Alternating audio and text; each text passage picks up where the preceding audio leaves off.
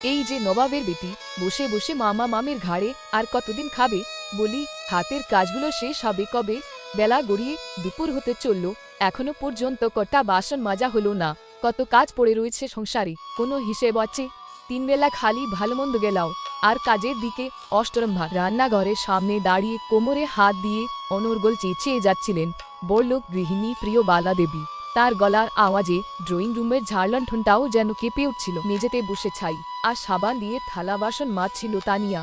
মাত্র 12 বছর বয়সে বাবা মাকে হারিয়ে যখন এই বড়লোক মামার বাড়িতে এসে উঠছিল, ভেবেছিল মাথা গোজার একটা ঠাঁই পেল।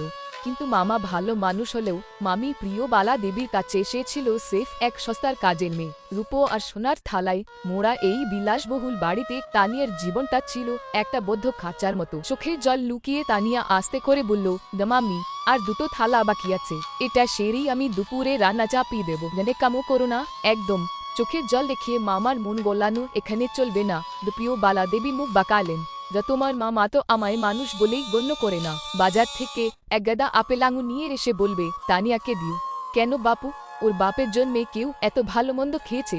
আজই একটা গতি করতে হবে তোমার। প্রিয় বালা দেবী মনে মনে একটা ফন্দি এঁটে রেখেছিলেন। তানিয়ার বয়স এখন 20, দেখতে সে পরীর মতো সুন্দরী, পড়াশোনাতেও ভালো ছিল। কিন্তু প্রিয় বালা দেবী তার কলে যাওয়া বন্ধ করে দিয়েছেন।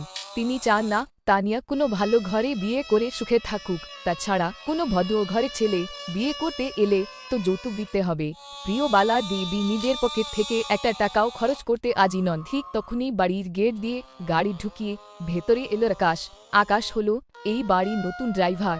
27-28 বছরের শান্ত ভদ্র একটা ছেলে। সে প্রিয় বালা দেবীর সব চিৎকার শুনতে পাচ্ছিল। রান্নাঘরের দিকে তাকিয়ে তানিয়া লাল হয়ে যাওয়া চোখ দুটো দেখে আকাশের বুকটা কেমন যেন ভারী হয়ে উঠল। বেশ সিদ্ধান্ত। বিকেলেই প্রিয় বালা দেবী ড্রয়িং রুমে আকাশকে ডেকে পাঠালেন। সোফায় পা দুলিয়ে বসে তিনি বললেন, রসনো আকাশ, ও মাত্র শুনলাম আগে পিছে কেউ নেই, তা আমাদের এই অনাথ ভাগ্নিটার জন্য একটা ছেলে খুঁজছি। তুমি যদি তানিয়াকে বিয়ে করো, আমি ওর সমস্ত দায়িত্ব তোমার ঘাড়ে দিয়ে দেব। কোনো জাঁকজমক হবে না, কালই কোর্টে গিয়ে বিয়ে করবে। রাজি। আকাশ কিছুক্ষণ চুপ করে রইল। সে জানো তানিয়া এই বাড়িতে কতটা অত্যাচার সহ্য করে। সে মাথা নিচু করে বলল, দামাজি, আমি তো সামান্য ড্রাইভার, ওনার যদি আপত্তি না থাকে আমার কোনো আপত্তি নেই। প্রিয় বালা দেবী মনে মনে হাসলেন। মনে মনে ভাবলেন, যেমন নবাবের বেটি তেমনি তার বর। এবার বুঝো ঠেলা, সারা জীবন ড্রাইভারের বউ হয়ে বস্তিতে বস্তিতে কাটবে। তানিয়া যখন শুনল তার বিয়ে একজন সাধারণ ড্রাইভারের সাথে ঠিক হয়েছে, সে ঘরে গিয়ে দুঃখে কেঁদে উঠল। কিন্তু সে জানত এই নরক থেকে মুক্তি পাওয়ার এটাই একমাত্র উপায়। মামা ব্যবসার কাজে শহরের বাইরে ছিলেন, তাই প্রিয় বালা দেবী তানিয়াকে ভয় দেখে প্রায় এক কাপড়ে আকাশের সাথে কোর্টে পাঠিয়ে দিলেন। এক নতুন সকাল। বিয়ে শেষ করে আকাশ তানিয়াকে তার নিজের একটা ছোট গাড়িতে করে নিয়ে চলল। তানিয়া জানো তো আকাশে থাকা জায়গা বলতে হয়তো কোনো বস্তির একটা ভাঙা ঘর। সে জানলা দিয়ে বাইরে তাকিয়ে চোখে জল ফেলছিল। গাড়িটা শহর ছাড়িয়ে একটা সুন্দর নিরিবিলি এলাকায় এসে থামল। তানিয়া চোখ মুছে তাকিয়ে দেখল সামনে একটা চমৎকার দোতলা বাড়ি, 4-5টা বাগান দিয়ে ঘেরা। আকাশ গাড়ি থেকে নেমে দরজা খুলে দিয়ে মৃদু হেসে বলল, ভেতরে এসো তানিয়া। তানিয়া অবাক হয়ে বলল, এটা কার বাড়ি? তুমি তো ড্রাইভার। আকাশ একটা দীর্ঘশ্বাস ফেলে হাসল। আমি ড্রাইভার, কিন্তু শখের ড্রাইভার। আসলে এই শহরে বড় ট্রান্সপোর্ট কোম্পানির মালিক আমার বাবা। আমি বাবার সাথে ঝগড়া করে নিজের পায়ে দাঁড়ানোর জন্য ঘর ছেড়েছিলাম।